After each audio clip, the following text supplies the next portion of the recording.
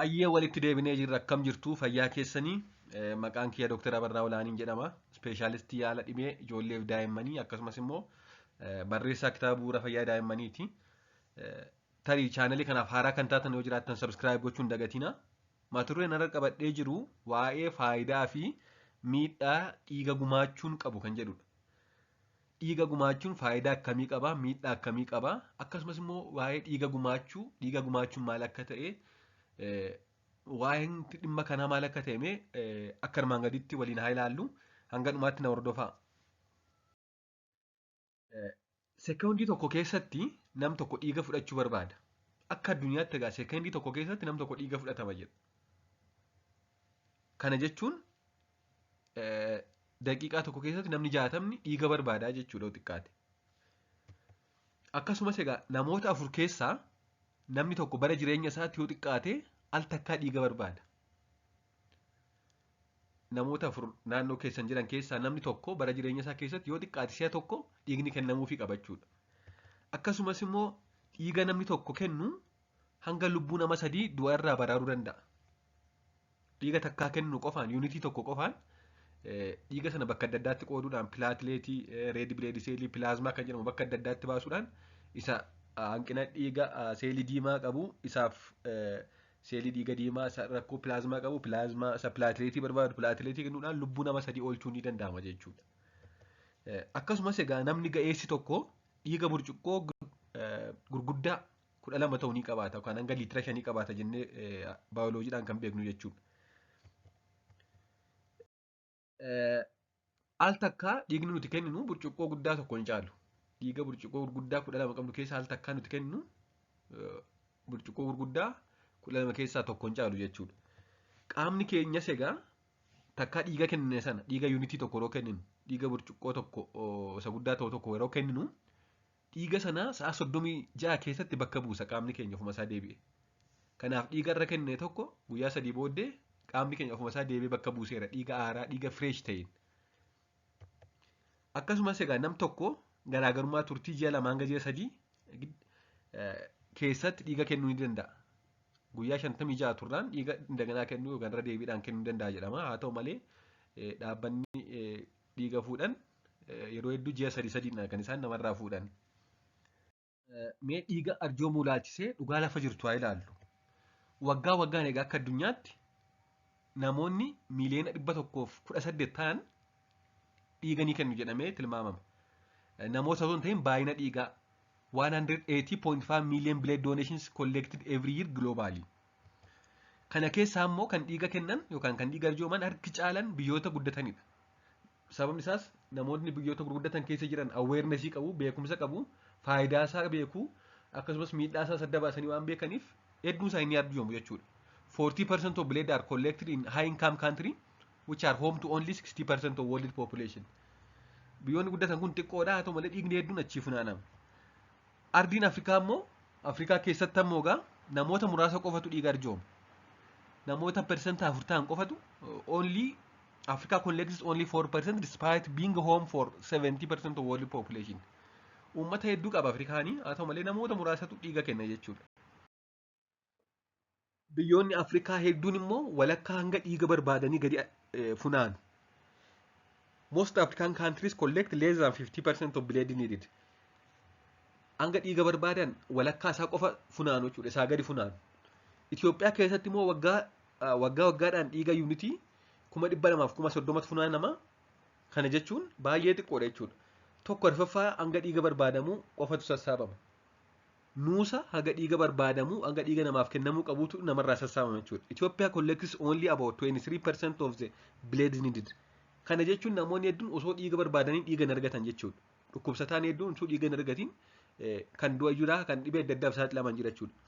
Sababa hanqina dhiigaa irraan kan ka'e biyyoota sab-saharaa keessa jiran Itoophiyaa dabalatee biyyoota saharaa gadi keessa jiran dubartoonni hanga persentaa 23 daa'imman immoo hanga persentaa 51 sababa hanqina dhiigaadhaan dhiiga osoo barbaadanii ni dhabu jedhamee tilmaamama. Sababa dhiiga dhabuudhaanis dubartoonniif daa'imman hedduun lubbuu isaanii dhabaniiru jedhamee tilmaamama. Sababni isaas dhiigni yeroo ammaa kana hin bitamus hin gurguramus namatti kenna namni immoo ishii jedhee hin kennu. Kun immoo egaa namoota dhiiga barbaadan hedduun akka ta'u dhiiga dhabanii osoo dhiiga isaanii kennamuu qabu akka rakkatan taasiseera jechuudha. Kun egaa maalirraa ka'e rakkoo beekumsaa, rakkoo hubannoo, faayidaasaa, miidhaasaa adda baasanii beekuu dhabuurraan kan ka'edha. Dhiiga gumaachuu yookaan kennuun maaltu nurraa eegama? Eenyu faatu dhiiga kennuu danda'a? Amma nam tokko lafaa ka'ee dhiiga kennuu barbaade kiraateeriyaa maaliitu irraa argama yoo jenne kan jalqabaa umuriidha. Nam tokko dhiiga kennuuf waggaa 17 fi isaa ol ta'uu qaba. Dargaggeessi waggaa 17 fi isaa olii dhiiga kennuu danda'a. Hanga yoomiitti, hanga umurii kamitti yoo jenne gaafa waggaa 80-90 ta'u kan jedhu hin jiru. Waggaa 17 ol taanaan sanaa ol namni sun fayyaa taanaan kan rakkoo tokko hin qabne taanaan hanga umurii kamittuu gumaachuu danda'a jechuudha. Garbaan dhiibbaa dhiigaadha. Tariitii namoonni tokko tokko hypertension yookaan dhiibbaa dhiigaa kan qaban jiru. Dhiibbaan dhiigaa isaanii kan systolic yookaan kan irra keessaa 180 kan gadi immoo yookaan diastolic kan jedhamu 100 ol hin taane taanaan kennuu ni danda'u, rakkoo hin qabu yoo kennan dhiiga. Akkasumas osoo dhiibbaa dhiigaaf qoricha fudhatanii kennuu ni danda'u kan jedhuuf eeyyeen qoricha dhiibbaa dhiigaa hir'isu fudhachaa jiraatanis jiraachuu baatanis dhiibbaan dhiigaa isaanii baay'ee ol hin kaane taanaan rakkoo hin qabu jechuudha. Doonet gochuu danda'u. Akkasumas dhibee sukkaaraa namoonni tokko tokko maal jedhu namoonni dhibee sukkaaraa qaban dhiiga kennuu danda'u. Eeyyeen namoonni dhibee sukkaaraa qaban hanga sukkaarri qaama isaanii keessa jiru sirriitti kontirool ta'etti hanga sirriitti to'atanitti qorichaanis haa ta'u nyaata qofaan yookaan eksersaayis yookaan ispoortii adda addaa hojjechuun qofas haa ta'u yoo sukkaarri qaama isaanii keessaa sirriitti kontirool ta'eera ta'e yoo to'ataniiru ta'e dhibee sana kennuu ni danda'u qoricha fudhatanis fudhachuu baatanis. Akkasumas dhiiga kennuun dura maal gochuu qabna? Tokko sa'a 4 caaluu hin qabu erga nyaata nyaanne. So waan nyaanne ta'e gaariidha. Hanga danda'ametti beelonnee dhiiga kennuu hin qabnu. Akkasumas immoo yeroo dhiiga kenninu dhangala'aa gahaa ta'e fudhachuu qabna. Gaaffiin yeroo hedduu ka'u garbiraan namni dhukkubsataa jiru tokko dhiiga kennuu danda'aadha. Namni dhukkubsataa jiru tokko tariitii utaalloo haa ta'u, qufaa, toonsilii maal haa ta'u, tarii ho'inni qaama isaa dabalee jira haa ta'u, tarii immoo qoricha farra baakteeriyaa kan antibiyootik kan jedhamu fudhataa jira haa ta'u, tariitii dhibee adda addaa kan qabu namni akkasii hanga dhibee sanarraa fayyutti yookaan hanga antibiyootikii sana fixutti hanga qoricha dawaa farra baakteeriyaa sana fixutti osoo dhiigan kennu ta'e gorfama jechuudha. Akkasumas dhiirri dhiira waliin wal qunnamtii saalaa raawwatu dhiiga hin arjoomu, dhiiga kennuu hin danda'u. Homosexuals jedhamu. Male who have sex with male doesn't give blood. Dhiiga kennuu hin qabu. Sababni isaas dhibeewwan kana wajjin wal qabatanii daddarbaa waan jiraniif tariitii osoo hin beekamin namaatti kennuu waan danda'amuuf dhiirri dhiira wajjin wal qunnamtii saalaa raawwatu dhiiga kennuu hin qabu jechuudha. Akkasumas immoo namoonni qaama tumatan qaama tumachuu jechuun taatoos kan jedhaman namoonni erga qaama isaanii tumatanii booda waraannaan bareechatanii booda waggaa tokko asitti yoo qaama isaanii tumataniiru ta'e dhiiga kennuu hin qaban. Akkasumas immoo ulfaatinni qaamaa paawundii 110 fi isaa ol ta'uu qaba. Akkasumas namni sun hanqina dhiigaa, dhibee fayyaa tiruu, HIV fi kan kana fakkaatan irraa hanga ta'etti bilisa ta'uu qaba. Yoo hin beeku ta'es immoo dhibee kanaaf qorannoon hin ta'a waan ta'eef rakkoo hin qabu. Erga fuudhamee booddee dhibee kanaaf qorannoon hin ta'a waan ta'eef rakkoo hin qabu jechuudha. Haa ta'u malee hanqina dhiigaa cimaa kanneen qaban dhiiga dooneetiin godhani. Kana namni dhiiga fuudhu dursa qaama nama sanaa ni ilaala jechuudha. Erga dhiiga kenninee booda maal gochuu qabna? Tokko daqiiqaa 15 bakka sana turuu qabna, haara galfachuu kan boqochuu qabna. Akkasumas immoo tariitii bakka lilmeen waraane sun yoo dhiigeera ta'e bakki lilmeen waraane sana yeroo hedduu waan ta'e nuu qabsiisu akka gannuu qabu. Pireejarii wanta uumu tokko irratti nu ashagu jechuudha. Namoonni dhiiga fuudhan. Haa ta'u malee kanumarra yoo didee dhiigeera ta'e bakka lilmeen waraanee maal gochuu qabna? Tokko irree keenya sana yookaan harka keenya sana ol qabuu qabna. Raayis gochuu qabna jechuudha. Gara olitti qabnuu qabna. Lammaffaa immoo daqiiqaa 5 bakka sana pireejariidhaan gad qabuu qabna. The donor should apply pressure and raise the arm for 3 to 5 minutes yoo bakki sun didee dhiige. Akkasumas tariitii yoo bakki sun madaa'ee yookaan gurraachee yookaan mallattoo addaa qabaateera ta'e maal gochuu qabna? Sa'a 24 darbee wanta baay'ee dilallaa ta'e waan akka cabbii wanta bishaan baay'ee qorraa ta'e jirbii faallee keessa suuqnaa ta'u wanta qorraa ta'een bakka lilmeen waraanee gurraachee sana xiqqoo qorrisi itti qabuu qabna jechuudha. Xiqqoo wanta dilallaa ta'e bakka sanarra kaa'uu qabna. If there is bruising or bleeding under the skin, they can apply a cold pack intermittently for 24 hours. Sa'aatii 24 wanta qabbanaa yookaan wanta dilallaa sa'aatii 24 booda immoo darbee wanta dilallaa fi wanta ho'aa wal jijjiiruudhaan irra kaa'uu ni danda'ama. Yoo akkas ta'e wanti sun ni bada jechuudha. Faayidaalee dhiiga gumaachuun fayyaa keenyaaf qabu. Nam tokko yoo dhiiga kenne fayyaa akkamii argata? Faayidaa akkamii argata yoo jenne dhiiga kennuun nama isa fudhatu sana qofa fayyada miti. Namni dhiiga kennullee faayidaa hedduu irraa argata. Kana kan yeroo hedduu hawaasni keenya hin beekne kan isaan dhiiga kennuu jibban yookaan baqatan. Tokkoffaa namni dhiiga kennu carraa dhibee kaansarii adda addaan qabamuusaa ni hir'isa. Akkasumas fayyummaa onnee keenyaaf baay'ee gaariidha. Yeroo dhiigni nu keessaa bahu ayireeniin istoorii yoo jiraate ayireeniin qaama keenya keessa akka hin baay'anne kan taasisu ni baha. Yeroo kanammoo kun immoo fayyummaa onnee keenyaaf baay'ee gaariidha. Akka qorannoon agarsiisutti namni ammaa yeroo yeroodhaan dhiiga kennu carraa dhibee onnee godhachuu persentaa 30 ni hir'ata jechuudha. Akkasumas hanga koolesteroolii qaama keenya keessa jiru ni hir'isa. Kunis egaa fayyummaa waliigalaaf baay'ee gaariidha jechuudha. Koolesterooliin qaama keenya keessa hir'achuun fayyummaa onnee keenyaa mirkaneessuun akkasumas immoo carraa dhibee kaansariin qabamuu hir'isuun isaa baay'ee namni kennu sunu faayidaa akka irraa argatu agarsiisa. Kana malees carraa dhibee istirookii godhachuu ni hir'isa.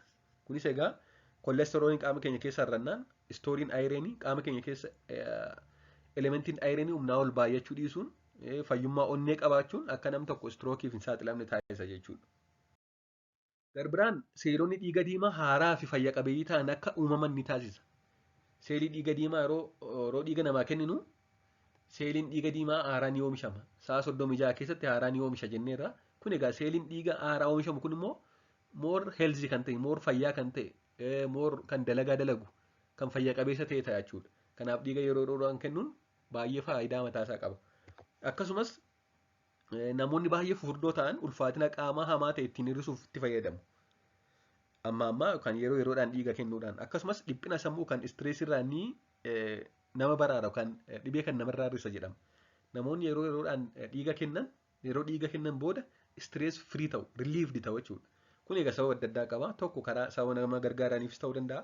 Akkasumas sababa paatoofiizooloojii mataasaa qaba jechuudha. Baasii tokko malee namni dhiiga kennu qorannoo dhiibbaa dhiigaa, qorannoo gosa dhiigaa, qorannoo dhibee hepatitis B, hepatitis C, HIV, syphilis kan kana fakkaatan, fanxoo kan kana fakkaatan ni taasifamaaf. Nam tokko yeroo madaqee dhiiga kennuuf taa'u dhiibbaan dhiigaa isaanii lakkaa'ama.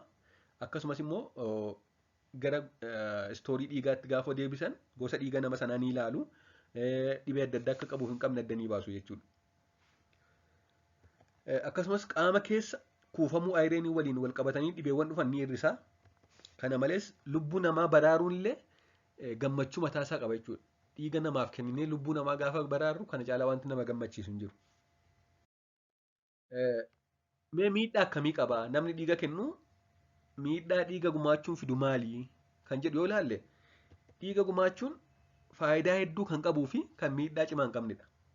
Faayidaan isaa garmalee baay'ee barbaachisaa, fayyaa keenyaafis nama biraa gargaaruufis baay'ee gaarii kan ta'edha. Miidhaan isaa akkuma sila jenne wantoota sasalphoo ishee akka sila jenne xiqqoo bakki marfee waraane sun bakka lilmee waraane sun xiqqoo gurraacha'uudha.